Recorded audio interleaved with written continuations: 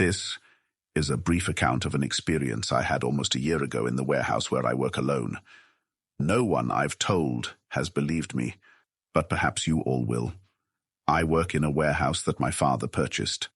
He bought it for 25% of its cost from a farmer who seemed very excited to be rid of it. It is in the middle of Mennonite country, with no neighbors for a half-mile around. Look out the window, you see cornfields and scraggly trees. Cell service? Forget about it. I work here alone, painting and preparing the front office portion for eventual functionality. To get to the front office, you must go through a hallway from the main warehouse into a secondary office, and then through another door into the front. I frequently hear bumps and thuds and occasionally will go into the warehouse and feel air movement, but I've always attributed it to drafts and animal life in the roof. The only thing that has ever made me uneasy about the building is the fact that all of the door locks are reversed. Whoever installed those locks didn't intend to keep people out. They intended to keep something in. I was in the front office when I began to hear the thudding. I ignored it and continued to apply masking tape to the door I was working on. But this time, it was accompanied by a screeching sound. Not loud, but audible. I was freaked out, but convinced myself that it was just a pissed-off raccoon or squirrel that had found its way inside. I continued working until I heard the slam. The door to the secondary office had been open. It sounded like it had violently slammed shut. I peeked around the corner and saw that I was right. The secondary door was now closed. I tried to logic it through in my head that a strong draft had sucked it closed, although I knew there was no such draft. The thudding began again. Closed this time. I've never been able to put a proximity on it, but now it sounded like it was right on the other side of the door. I froze, unsure of what was happening. My eyes locked on the door handle, which began to turn. The door disengaged its latch and slowly swung open. Wider, wider, nothing there, nothing visible, no air movement, just quiet. So quiet. A quiet that seemed to overwhelm me with its presence. Quiet so thick I couldn't breathe. The quiet was shattered when the screech came again. This time, it was clearly human, pained, angered, and emanating from the main warehouse. The door slammed. That entirely broke my frozen, fearful state. I ran. I got into my car and drove until I was in cell range to call my father. He didn't believe anything about the doors closing, but agreed that the building had something weird about it. He told me he'd be right out. Fast forward half an hour. My dad and I met up and drove back to the warehouse. I showed him the door that slammed, showing him that it was separated from both the front office and the main warehouse, so no draft could have closed it. I told him about the thuds, the screeching, and the sudden quiet that overcame the building. He decided that we should check the main warehouse. Emboldened by his presence, I led the way. Something you should know about this warehouse. It was formerly a furniture manufacturing place owned by a Mennonite farmer. They made handmade chairs, tables, etc.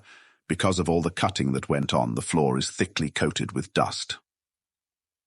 We walked into the warehouse and saw nothing out of the ordinary. The dust was untouched. The doors were closed, windows were locked. The only thing out of the ordinary was one of the hanging fluorescent light fixtures. It was hanging askew and swaying slightly, insisting we take a look at the mount to ensure it didn't just break loose. My dad grabbed a step ladder. He supported it while I climbed up and grabbed the swinging light. I looked on top of the light and saw a handprint, a single, fresh, inhumanly large handprint. No footprints in the dust around the light, no signs of a presence. I climbed down and switched places with my father. He saw it and said, "What the hell? There's been no one in here for years." He climbed down and told me he'd been suspicious of someone breaking in and stealing parts from the warehouse light system. He couldn't believe me that this wasn't human, that something wasn't right here. The last thing he said was, "Nothing is here. Next time, just go back to work." And then, as if to show its presence, the thud returned. This time it wasn't just a thud, but more of an earthquake. The entire building felt like it moved. The heartbeat-like thud was then overlaid by the screech. The awful, awful screech. It felt it like was coming from the walls themselves. We ran, and I haven't returned. My father hired someone to finish my job, and has since moved into the office. He's heard the thudding, but thus far, nothing has happened further. What actually happened, I don't know, nor do I ever care to know. What I do know is that there is something paranormal in that building, and the man who sold it to us knew. I'll never forget the sound of that lock turning by itself, or the feeling of the deafening silence.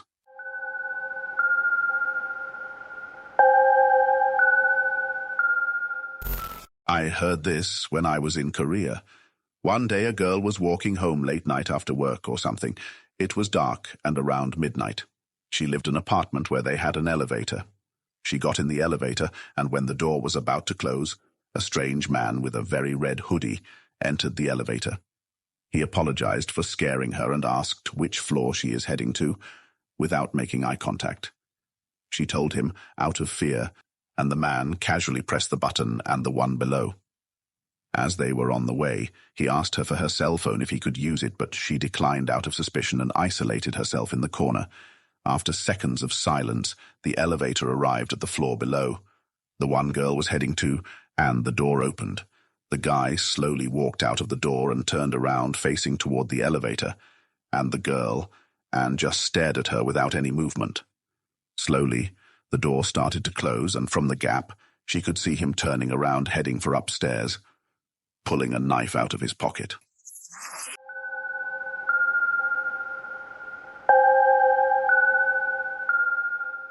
When my family hit hard times, we had to move into a small house where our uncle had recently shot and killed himself. He had done this because of his depression after his wife had overdosed on pills and died the summer before. It all happened so quickly that when we moved in, there was still a bit of blood in one of the rooms. But on the third or fourth night of living there, my sister and I, who were sharing a room in the tiny house, were awake in our room playing video games at around 1-2 in the morning when someone knocks at our door. We didn't think anything of it and shouted for whoever was outside our door to come in.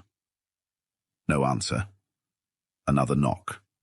We stop and stare at the door, and another knock comes. The doorknob does a full rotation and snaps back as if someone turned it and let go very quickly. I get up and open the door, expecting to see one of my other sisters or my mother, the only other people in the house.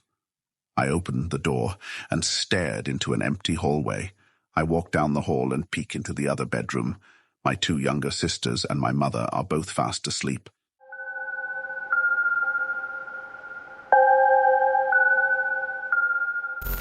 I have a really good one that is actually true. It happened to me.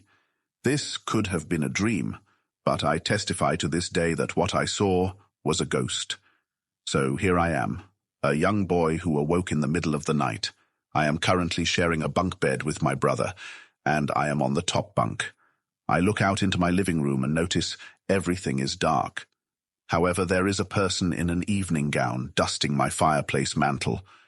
The woman was slender, which threw me off guard because my mum is obese. I yelled out, "Mom!" to the person dusting the counter, and the person turned around. It was not my mom, but some older woman. Suddenly she shrieks and her face becomes severely deformed. It was like that shit you see in horror movies, like ridiculously scary, especially for a young kid. I blinked my eyes, and she was gone. I somehow went back to bed, and the next morning I went to my living room and noticed that, even though the TV was off, there was something written on the screen. It said, "Do not be afraid." The text slowly faded, and no one else saw it. As a young boy, this was, and still is, extremely terrifying to me.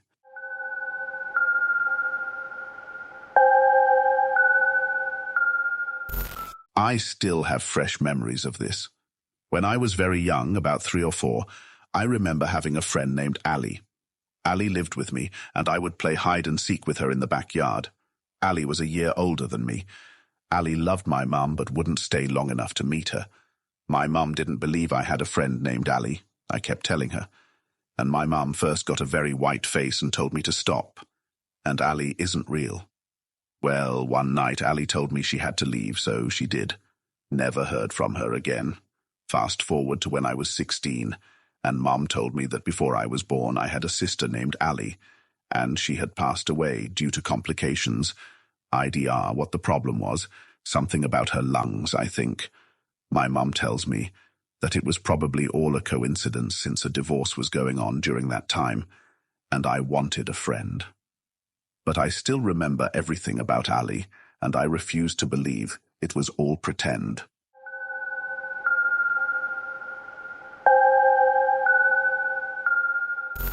I worked night shift as a palliative care RN in a very big, very old nursing home. It's important to note that this home and the religious organization that ran it are currently part of the Royal Inquiry into the institutional response to the abuse of children. The nurses that had worked there for 30-plus years used to delight in telling younger staff that when it was used as a children's home, they used to bury children that died in the rose garden. This old rose garden was apparently under a newer wing of the home. At least 4 times in my 2 years of working there, we would have elderly, close-to-death patients wake, totally lucid in the dead of night, and ask us, please tell the little girl to get out of my room, or please get that little boy out of the corner, he's looking at me. Being in this huge, dark, old, creepy building that had a very awful history, and then that happening? Fuck that, I would never do my rounds alone when it happened. It was terrifying. It made my blood run cold, and I'd get a friend to work with me the rest of the night. I was not the only person this happened to either. It was a regular occurrence.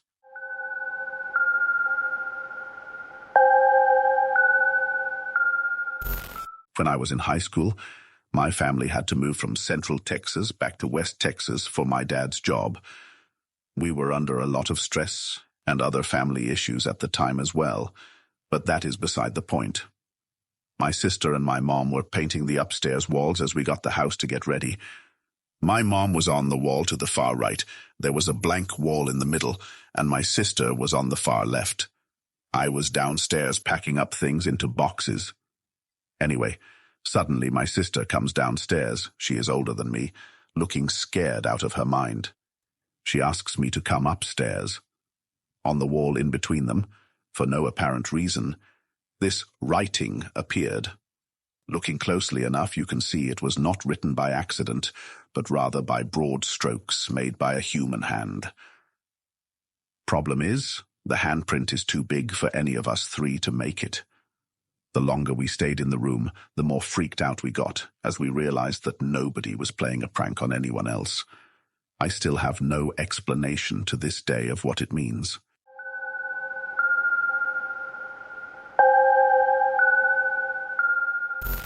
When my sister was young, my parents got her a personal phone, a landline so that she could feel special. Yes, she was extra spoiled. It was a prepaid landline, though, so basically no one could call in or out if she ran out of credit, much like a mobile phone. Anyway, every night at 3 a.m. her phone would ring. She said there was a man on the other line, and she would get really scared and come running to my room. It escalated to the point that I asked her to please disconnect her phone before going to sleep, because it was becoming extremely annoying to get woken up every single night by this person that called her. To be honest, since she was about 10, I thought it was just these stupid, scary movies she liked to watch. Eventually, she just got rid of the phone. In any case, I recall this stopping. A few years ago, we were talking about it, and she confessed that her phone continued to ring even after she disconnected it, which is why she said she didn't want it anymore.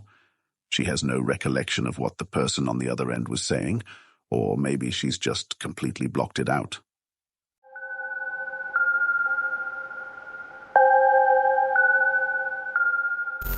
When I was growing up, one of my best friends told me about a very creepy situation involving him, his younger brother, and a man in the window. When my friend and his little brother were younger, they shared a bedroom. They're some years apart, but his younger brother was born with a multitude of different health issues, including multiple sclerosis, and he's confined to a wheelchair and cannot care for himself. So, to keep an eye on him overnight when his parents couldn't. They shared a bedroom.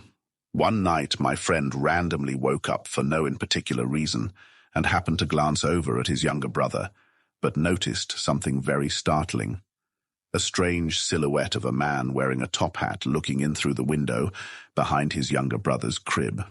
The first thing my friend did was jump up and turn the light on, then ran into his parents' room to tell them what he saw. When his parents came back into their room to investigate, his younger brother was having a seizure in his crib. A few of his family members say it was his younger brother's guardian angel standing in the window that night. My friend believes it was death. It's all still pretty unsettling to me.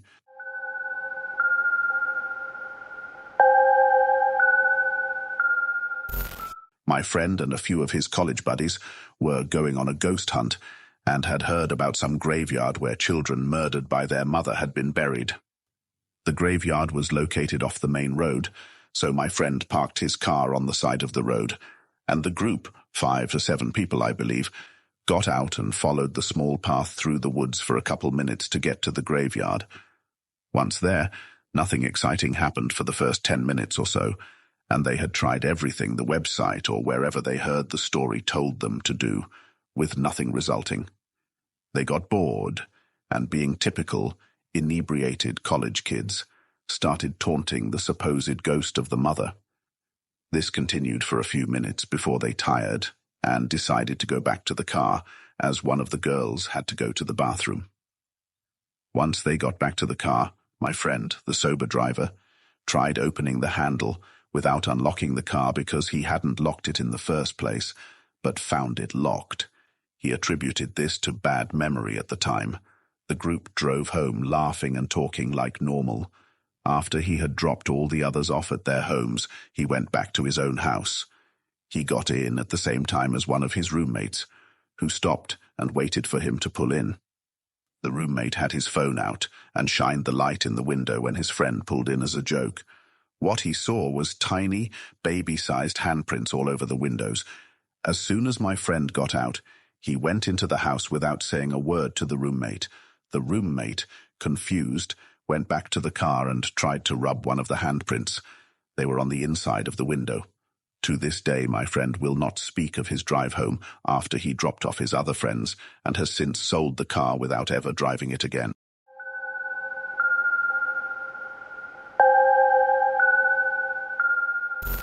A man goes to a bed and breakfast.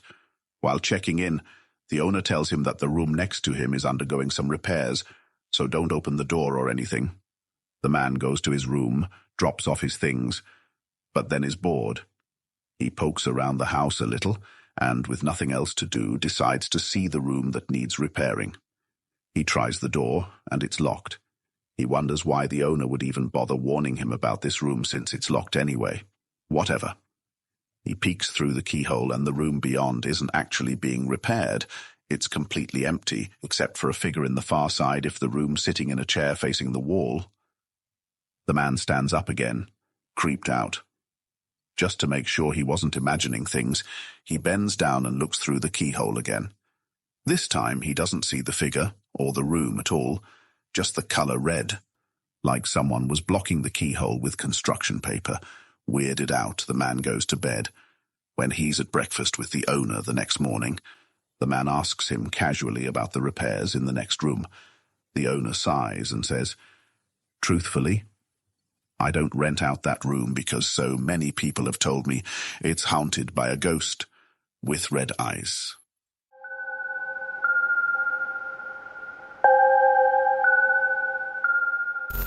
My house was built in 1904.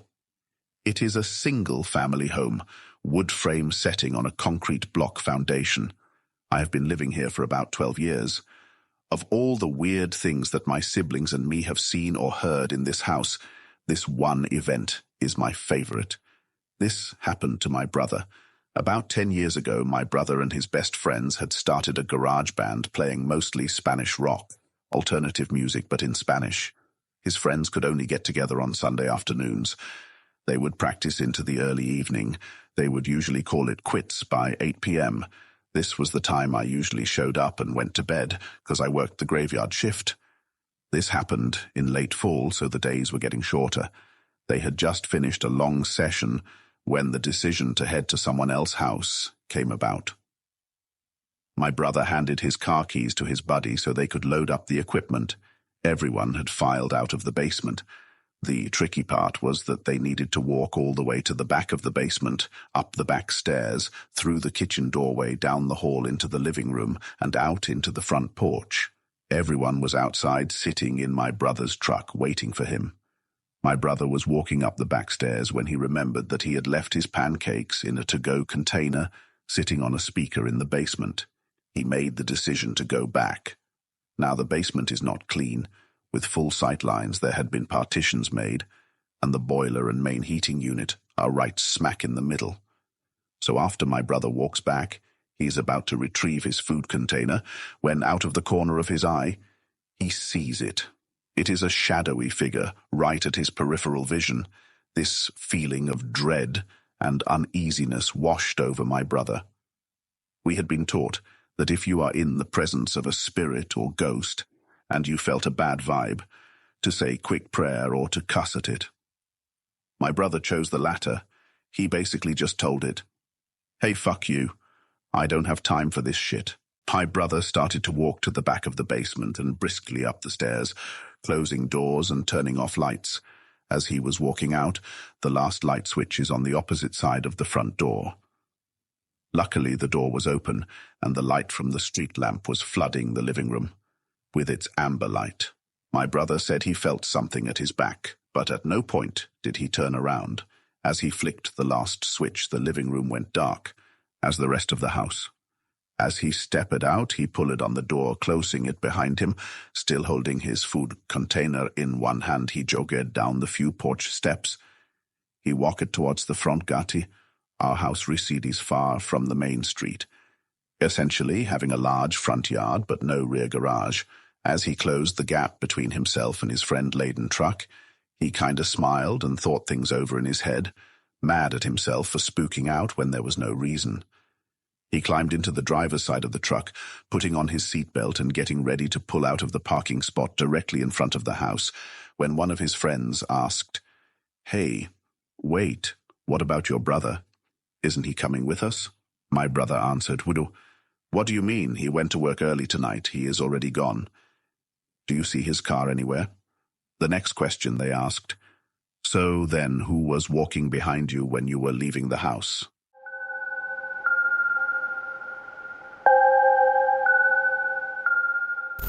In my old house, I would be sitting on my computer, listening to music on my iPod while playing WoW. Periodically, at random times, the screen would flicker, and my iPod's volume would adjust either up or down. I never thought anything of this, until it continued to do so only in that house. Eventually, I just said, whatever. If it likes the song, it likes the song. However, inside this house, I had constant issues, one of which would be my sleeping in bed living room depending on the night and waking up to a low grumbling sound. Feeling fear strike my heart and listening to the beat of my now panicked state. I would try and move to wake up and see what is happening. I couldn't. Not even my fingertips would move. Completely conscious and able to see silhouettes, I see my cat hiss, and I can feel myself being moved as light shines over my eyes and I fall asleep again. This particular case, I remember waking up and seeing a man standing on this 100F tree in my backyard. Real tall and slender, this guy. I muster up as much strength as I can, raise my hand up and give this guy the finger. After which, I immediately fall back asleep with a thud. I hear my back door open on the second floor, and my dogs start barking, whining from the downstairs. I was 16 and 250 lelbs. No one was moving me anywhere, realistically speaking, of course. Anyways, to this day, I swear that thing was an ET, because I saw it multiple times throughout my life, once standing in the kitchen window, which was 8 FT off the ground. That particular night, and in the first house I ever lived, I used to see him in my bedroom window and he would talk to me. Scariest shit I have experienced. Ended when I moved out of the last house. I am now 21.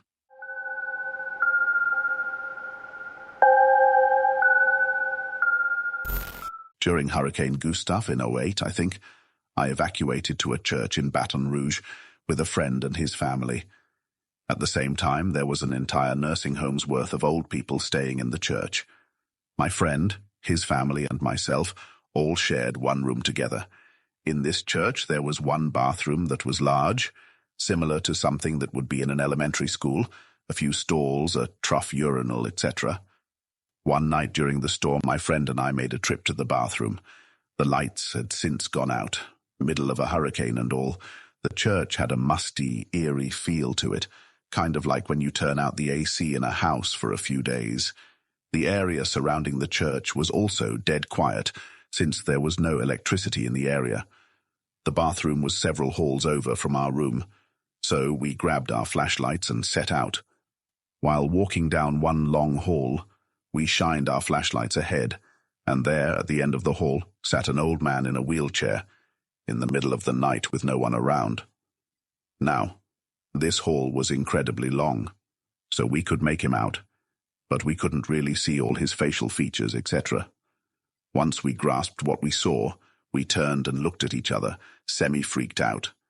Then we shined our flashlights back to where he was, and there was nothing there. It was as if he vanished. No signs, no sound, nothing. Needless to say, we hauled ass back to the room.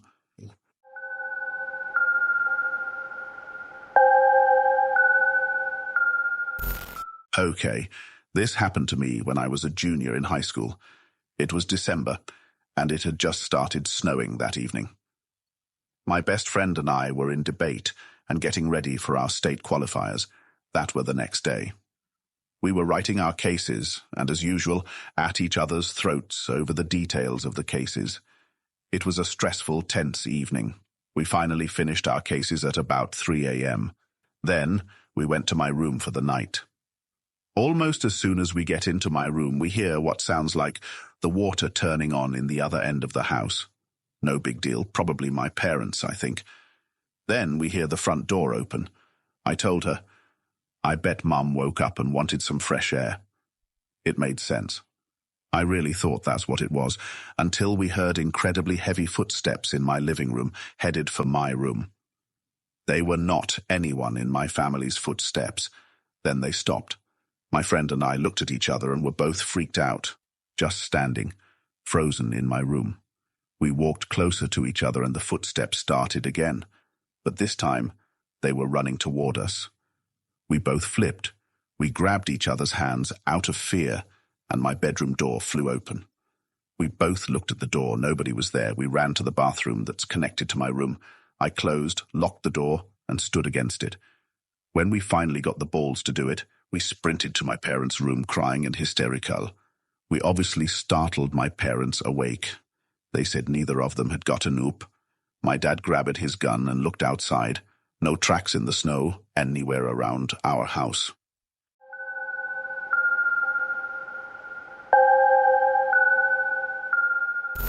My brother once lived in a flat in downtown Mount Clemens, MI. The Clem was known to be a hotspot for baths back in the Depression era and was booming with activity. Nowadays it has some rundown parts. This is where my brother rented his flat. It was a giant old raggedy house, which was now separated into multiple odd apartments. Anyways, long story short, he always admitted to odd experiences, cupboard doors opening up, things missing. But one peculiar oddity was that he was always missing boxers' underwear from his drawer. He admitted that he thought his house was haunted and that the ghost had a crush on him. Never anything violent or disturbing, just odd things. Later on, he starts dating his future ex-wife. She starts coming around and he notices that the oddities begin to increase. New oddities began to occur. His girlfriend would always find her shoes, which were left on a mat inside the apartment, outside the door on the patio in the morning. She'd always comment to my brother to stop putting her shoes outside. He had an idea of why, but didn't want to frighten her. Besides, it wasn't hurting anyone, right? Well, things started getting worse. He comes home from work, and his girlfriend was staying there while he was gone. Claims that the stove burner kept lighting itself. She'd walk into the kitchen and it would be lit. She'd turn it off, and shortly later it'd be lit again. Then one night, My brother wakes up in the middle of the night and sees his girlfriend sitting at the end of the bed. Not just sees, but feels her near his feet, staring at him. He calls out for her to come back to bed. She doesn't respond, so he calls out louder, telling her to come to bed and asking what's wrong. His girlfriend then asks what he's doing. He turns and she's sleeping next to him. He turns back. No one is at the end of the bed. Now, he's freaked out but doesn't want to scare his girlfriend from coming over his place. A few nights later, they're both sleeping, and he wakes up to his girlfriend screaming. He looks over and she's sleeping but thrashing around, holding onto her neck. He doesn't see anything, so he starts yelling and shaking her to wake her up. After a few shakes, she wakes up crying and terrified. She starts telling my brother about how real her dream felt, that a woman was strangling her, telling her to get out, that she doesn't belong there and to leave her man alone. Her neck had red marks on it, possibly from herself trying to defend herself, but they believed it to be from something else. My brother then comes clean with her. They decide to do some research and find out that the address that they live in was an old brothel back in the day that the rich bathers used to stay in. My brother lived in that house for a few more weeks before he could locate a new place. She never came back to stay the night, though, and he never experienced anything aggressive while there. Still kind of fucked up, though. I know my brother and I can tell when he's lying. This shit was legit, and when she talked about it, you could see how shaken up she was.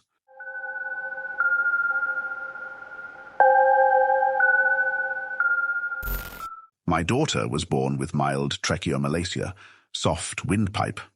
The only trouble it ever caused was that she would make a whistling sound sometimes when she was breathing, especially when she was excited or upset. Fast forward to when she was about 4 months old, and fast asleep in her crib one evening. Her older brother had the stomach flu that day and had been throwing up. We thought the baby hadn't caught it. But a little while after we put her to bed, we suddenly heard her softly sputtering on the monitor, then silence for a few seconds, then a huge loud wail, which made both my husband and I run even faster to her room. By the time we got to her, she had fallen eerily quiet again. We saw she was gasping for air, choking, unable to clear the vomit from her throat or get a clean breath. Even after we picked her up and cleared her mouth, she continued to gasp. She turned blue, then grey as I drove with her quickly to the ER. She had partly recovered by the time we got there. They gave her O2, chest X-ray, then a clean bill, and we left. Fast forward about 2 hours later, when I'm back in my bedroom with her sleeping upright in a baby seat next to me on the bed. My husband and I talked briefly about what would have happened had the baby not cried out so loudly. Would we have reacted so quickly? Would she have recovered? I'm in and out of sleep myself because I kept checking her. One of the times, just before I had fully awoken, I looked out in the hallway and saw my grandfather, who had passed away a few years prior. When he was alive, he was not the most involved granddad. But when he met my husband, my boyfriend at the time, they had an instant connection. When he passed away, his last coherent words were, "I'm not going to make it to Altruitis and Mr. Altruitis's wedding, am I?" He loved my husband dearly. Anyway, I see him out in the hall this night. He is just standing there in khakis and a polo with his hands in his pockets. In my dream state, I see all my children, except the baby, pulling at his arms and playing with him. He has a simple smile on his face. He looks over toward the baby's room and back at me and says, "I'm sorry I made her cry, but I'm glad she's okay."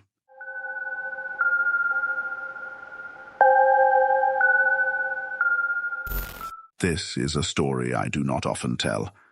I promise, sincerely, that this has scarred me for life, and although I have looked into psychological explanations for what I heard and natural explanations for what occurred, they remain unsatisfactory. When I was a child, I was scared of the dark. I swore to my mother I heard voices in it. They were not evil, but they were not familiar, and so they scared me. It was not uncommon in the middle of the night for me to wake up and hear whispers, as I would call them, when asking my mum. She figured they were just bumps in the night and typical kids' nightmare material. I tried often to explain to her that it was more than that they sounded different from one another, the way people's voices do. On some nights, I would get so scared from these whispers that I would sleep in my mum's bed with her.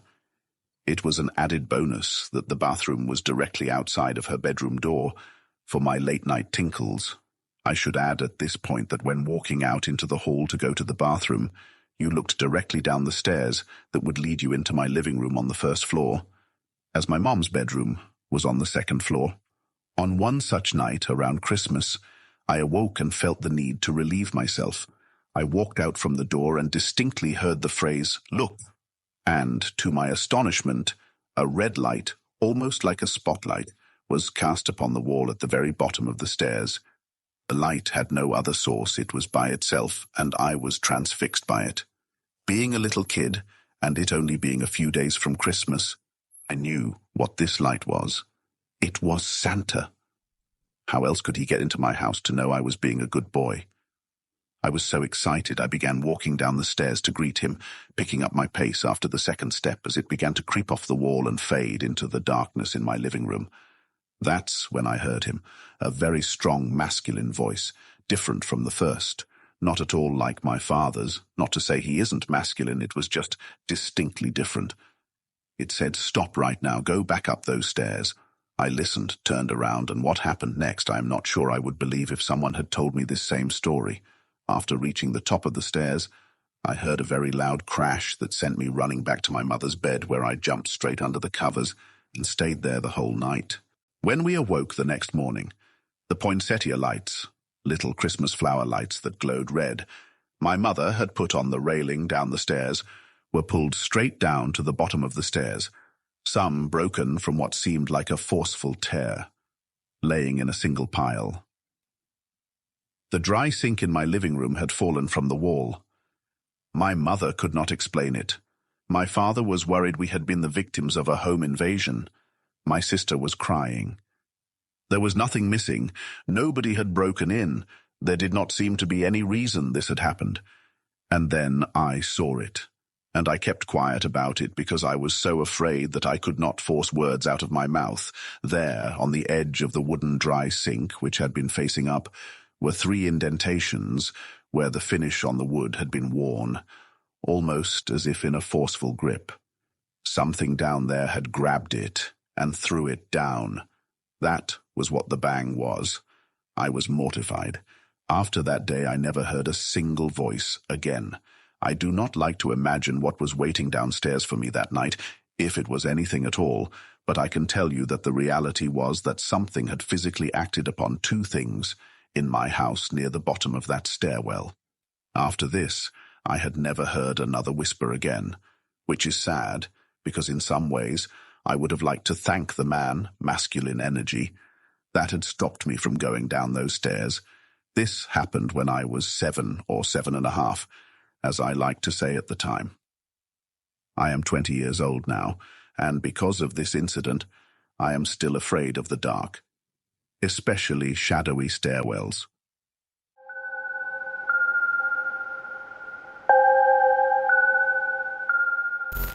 I was a junior in college and was living in a dorm which had a reputation for being haunted. Of course, the RAs spread this around, and we had a fun time scaring ourselves for the first month or so of school. The floors, which had the greatest reputation for being haunted, were the 2nd and 5th floors. My room was on the 5th. I lived on the international floor, even though I myself was not international, so my roommate was from Tokyo. In this dorm, each floor alternated a single, a bathroom, and a double, so 3 people would share a bathroom. This setup was called a suite, and the person who lived in the single, or the double if you were in the single, was your suite mate. My suite mate was from Cairo. Really fun, ladies, it was a great year. So I come home at about midnight, after a long night of chatting online, and my roommate has the curtain shut between our halves of the room. She hears me walk in and says, "Oh, my name, I'm so glad you're here." While I was in the bathroom, the door opened by itself. Now, I enjoy a mystery as much as anyone, but I like to be practical about things. So naturally, I think there's a rational explanation. I walk into the bathroom. The curtain over the bathroom is drawn closed, so I peek under it. Sure enough, the window is open about an inch. I figure it must have been a draft. I walk back out into the room and tell my roommate, well, the windows is open about an inch, so it probably just blew the door open.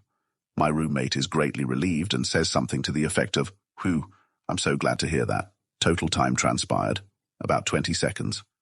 I turn around and go back into the bathroom so I can take out my contacts and brush my teeth and stop, dead, in my tracks.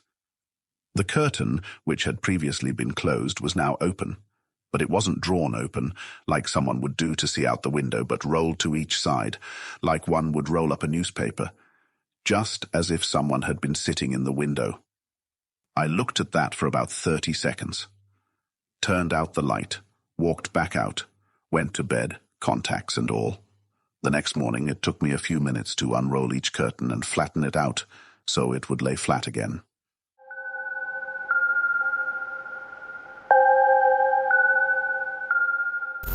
I was on a college ghost hunt with a guy named Chris Fleming. Cool dude. We did all the normal college ghost hunt stuff, walking to supposedly haunted dorms and experiencing some cool stuff, but nothing crazy. The city we were in had this special place called the Ghost Trestle. It was basically a railroad bridge in the middle of a cornfield that had a dirt road underneath it. Anyways, during the ghost hunt with this guy who was actually featured on Ghost Adventures, we told him about this place. He was pumped and rushed through the rest of the college ghost hunt. Him and his assistant and a few of my friends took 2 cars with all his equipment to this Ghost Trestle. When we got there, a train was coming, so he interviewed us on camera to tell the story about this place. The story, back a long time ago, there was a farmhouse, still there, but rebuilt, and a farmer, his wife and son escaped a fire in the house. Also on fire was the horse stables. The farmer ran in to try and rescue the horse before they succumbed to the fire, while the wife and son went to wave down a train that was passing by. The story ends with the farmer dying in the stable fire, and as the wife and child were waving down the train, they were struck and killed. To this day, if you park your car under the bridge while a train crosses you above, it's supposed to open up another dimensional world to be able to communicate. Well, we show up, and of course to our look there is a train coming. We all freaked out and got pumped while the medium Chris Fleming attempted to communicate. We were all taking pictures and began to experience weird technological failures. My camera, which was my own, began flashing and taking multiple pictures. Same thing was occurring with our disposable camera Chris Fleming's assistant had. At one point we began to see stuff mostly out of the corner of our eyes, and Chris attempted to communicate, but whatever spirit was there seemed more intimidated. He, Chris, believed it to be the spirit of the little boy. We would every now and then see a figure poking its head out from behind a concrete wall under the tracks. It seemed like it was playing hide and seek. I can honestly say that I was young and thought this stuff was hoax and just fun for college kids to pretend. Until this night when we had a real professional experience, the same thing we all did. Fast forward to a year or 2 after this event, I came to this same place for the first time since the night we went with Chris Fleming. This time, it was just me and my then GF. I parked under the bridge, turned off the car and lights, and took the key out of the ignition. We were joking together about how we were getting too old for this stuff. And when I looked in the rearview mirror, I saw a black shadow flash by the rear window of my car, followed by some noises that sounds like someone running towards my car. My heart never raced so fast to put my key into the ignition and peel out and get out of there. Whatever, it didn't seem like it wanted us there, and I have yet to drive under or by the bridge since.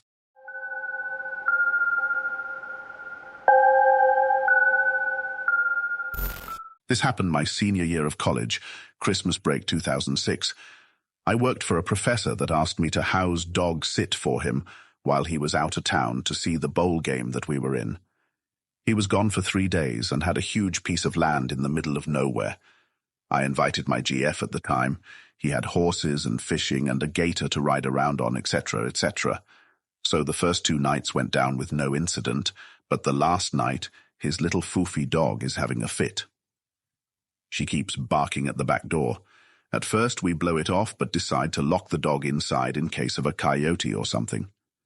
After a while we start to get a little creeped out. I keep saying it's probably an animal, and we'll be fine. My GF, not too bright, wants to go investigate to see what's outside, so I lock the door behind her. Hee, just kidding. She goes outside and says she saw something small and grey, probably a coyote, and it ran off. So, just an animal, no worries. By this time, we're pretty spooked. The dog now starts barking at the window on the other side of the house. We're still trying to ignore it, but a little worried. We decide to get into bed. Awkward silence. Then I hear it. It sounds like a young girl singing a soft, eerie lullaby. I don't say anything, hoping that my mind is playing tricks on me. My GF says, "Let's get the fuck out to here." I say, "Why?" She says, "You didn't hear that little girl singing." "Okay, let's get the fuck out." We got the fuck out. I even called someone to talk to me while we walked out to my car. Next morning, went to clean up the house and such. Most scared I've ever been. Ever.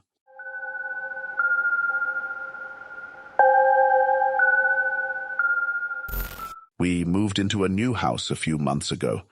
As we were in the process of purchasing the house, the renter who was living in it died unexpectedly of natural causes in his mid-40s. He died right in the middle of the living room. Shortly after, we move into the house, and almost immediately our 2-year-old daughter starts talking about the ghost that lives in our house. Now let's be real here, she is 2, and 2-year-olds are very impressionable.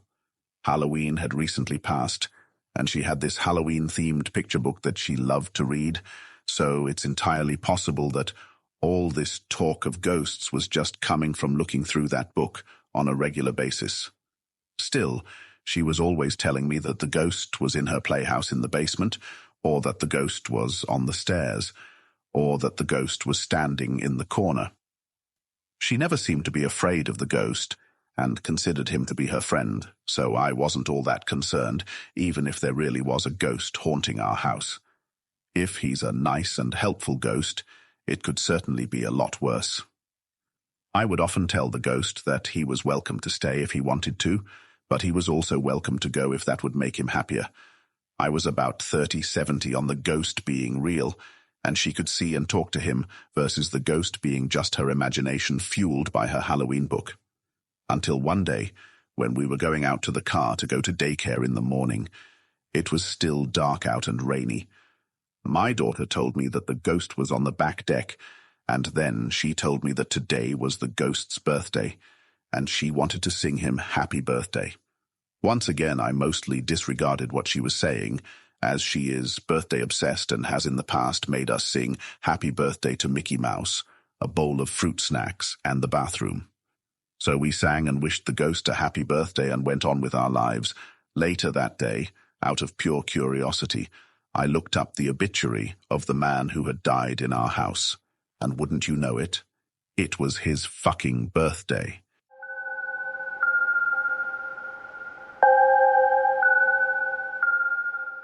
My grandma lives in a very beautiful old house in New Jersey.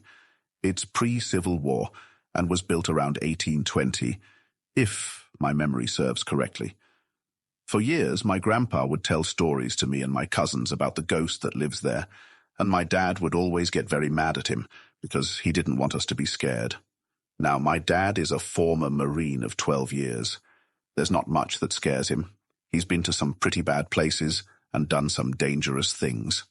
But he refuses to be in the house alone. If everyone goes out to go get pizza, he won't stay at the house, even if we'll only be gone 20 minutes. I have never seen the ghost myself, but of course this gives me the creeps. However, there's a few people in my family who have. One night my grandpa, who had very bad vision, was walking up the stairs. He said he was startled by something and he realized he was actually inside the ghost, as in he had walked straight through her. The ghost seemed startled too and ran away. When my cousins were born, my aunt took them over to my grandma's house. My grandma was holding one of them, just a little baby, when the ghost appeared. She said that it was a woman and it was holding a baby. She was convinced that the ghost was trying to tell her, "Look, I also have a baby like you. After my grandpa died, my dad slept in the house with just my grandma there for a few nights. He said he was absolutely positive something weird was going to happen, and he barely slept. I don't really know if he saw anything, but I would have been spooked out of my mind. My aunt forgot her keys or something one time and had to run back to the house alone.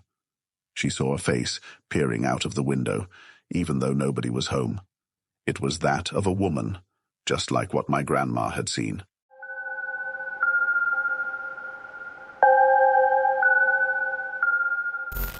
My friend and I were going to a party a few hours out of town, so we decided to stay at her family's holiday house about an hour south of the party, now 3 hours from home. We arrived around mid-afternoon, and it was winter in a holiday town, so the area was completely empty. No other cars on the street. When we left for the party, I spent a moment deciding whether to pull the gate all the way closed. I'd had some trouble opening it earlier when we arrived, and if we were getting home late at night, I didn't want to be stuck outside. I decided to shut it for security. Party was great. We got back to the house around 12:30, and the gate was open. I immediately felt on edge because not only did I know I'd locked it, but I knew it couldn't just blow open in the wind. But I didn't want to make a big deal, so I was vague when my friend asked if I'd shut it. We went inside and decided to make a snack. I was wandering through the house when suddenly my friend raced from the kitchen into the hallway and virtually tackled me to the ground. She was convinced she'd heard someone walking around outside.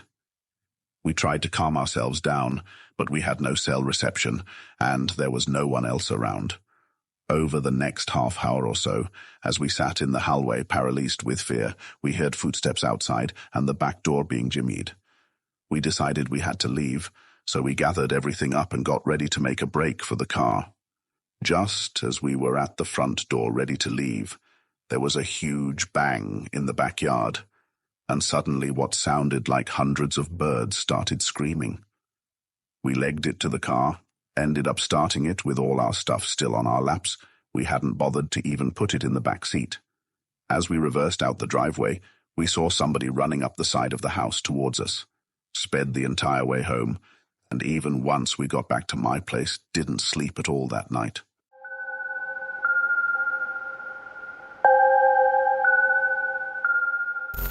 When I was in 8th grade, I went on a school trip that was called the Louisiana Tour. It was mostly going around to significant sites in South Louisiana. One of the places we went was Myrtle's Plantation, which is considered to be one of the most haunted places in the country. There are all kinds of stories about the place, but at one point we were standing in a room as a part of a larger group, and the tour guide was talking about something. I don't remember what. As I'm standing there, I start to hear what sounds like someone hitting a piano key. After I heard it a couple of times, I started to look around for the source of the noise. I didn't see a piano, but I kept hearing it. So I asked my friends who were standing near me if they heard it. They said no. When I heard it again, I said there is it again, and that they must have heard it. They thought I was crazy. So I went back to looking around the room. Everyone's eyes were on the tour guide except for one woman. She caught my eye and pointed at me, and then at her ear with a questioning look. I realized she was asking if I heard it too, and I nodded. At this point, the tour guide starts telling a story about a soldier who had died there, and that he played the piano, and multiple guests had reported hearing him playing in the night. I honestly didn't know what to think. I guess I still don't. I talked to the woman as we were all leaving the room, and she had heard the exact same thing as me, but her husband and son had not heard it.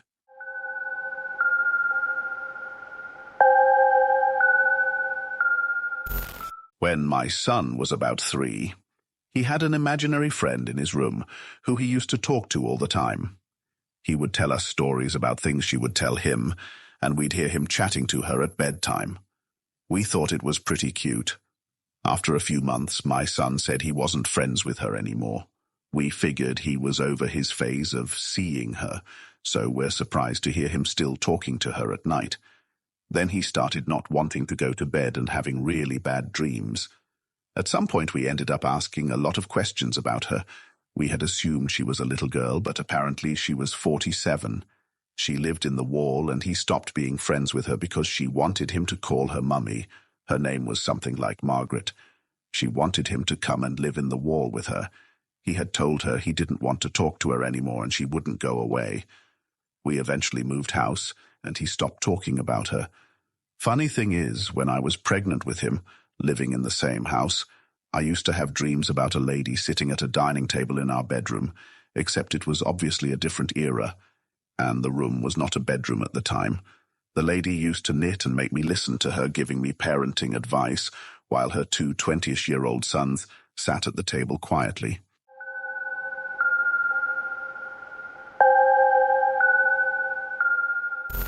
Hard to say what qualifies as creepy. It could maybe be seen as heartwarming. I don't know. My mother swears this is a true story, and frankly, I don't see why she would lie about it. My mum had 3 kids. There's me, the youngest, and my older brother. But before either of us were born, there was Jonathan. He was a sweet little blonde boy, big blue eyes, known for accidentally repeating Dad's swears in church. Wholesome kid, great in school, active outside. When he was almost 6, he was riding his bike and fell and hit his head on a rock. He got up and said he felt fine. My mom found him the next morning in his bed when she tried to wake him up to get to kindergarten. One pupil dilated and the other not. She got him airlifted to the nearest hospital. During this time, Jonathan's best friend Nick was sitting at the breakfast table eating cereal. Nick suddenly gets up from the table and goes to the door. When his mom asks him what's up, Nick says that Johnny was calling for him. You see, Nick and Johnny lived on separate blocks, but they weren't allowed to cross the street without a parent yet, because they were still fairly young. But they lived close enough to call to one another to come out to talk at their respective street corners. So Nick goes out to the street corner, while his mother receives a call from mine that Johnny was just declared dead in the hospital, idle brain aneurysm that was triggered by the fall. Nick's mom can hardly handle this news and is now wondering where her son went. But Nick comes back a few minutes later and says that he heard Johnny calling to him, but he wasn't at the street corner when he looked, then sits down to continue eating his cereal. When his mom asks Nick what Johnny was saying, Nick says he had come to say goodbye. My mom told me this story when I was young, but it stuck with me. I wish I could have met him. But truthfully, I wouldn't be here to type this story to all you random strangers if he hadn't died. My mother only wanted 2 kids. I'm thankful for the chance I was given to live and feel like he died for me sometimes. I'm not religious, but I do feel spiritual when I think of Johnny.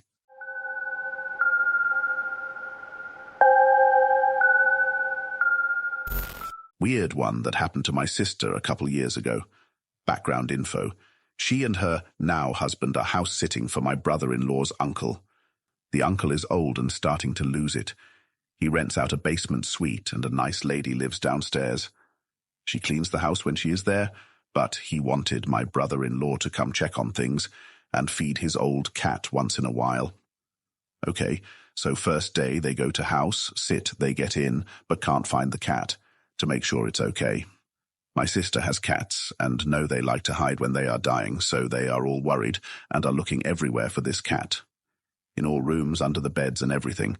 Even check with the lady downstairs, she hasn't seen it.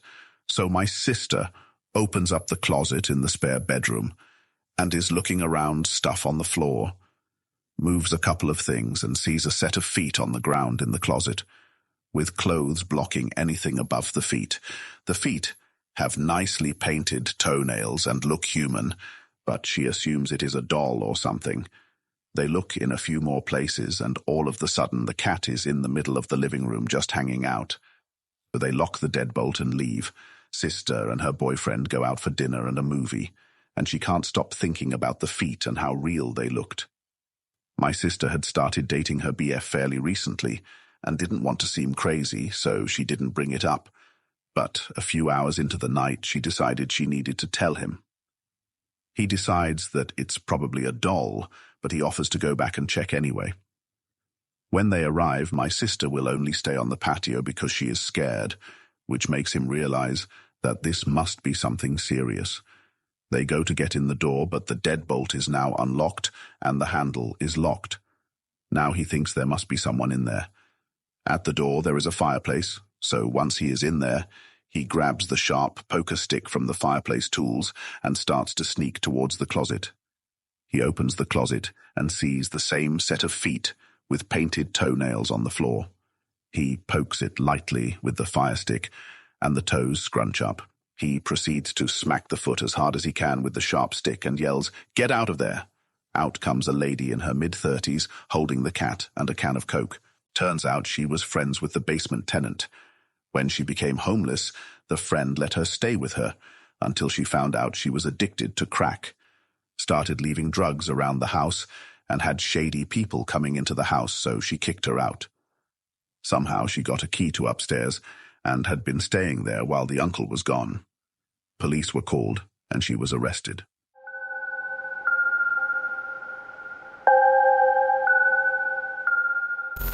It was near Halloween time when my friends and I were telling ghost stories. My friend said she was going to tell a story about her parents' first date. She said she didn't like telling the story, since it was actually true, but we prodded her on. To cut to the chase, the parents had spent a nice, if awkward, first date, and around the time that they would have said goodnight, the man in the situation, my friend's dad, suggested that they go for a midnight hike up Provo Canyon. He apparently knew the place, since he had done a fair amount of rock climbing in the area.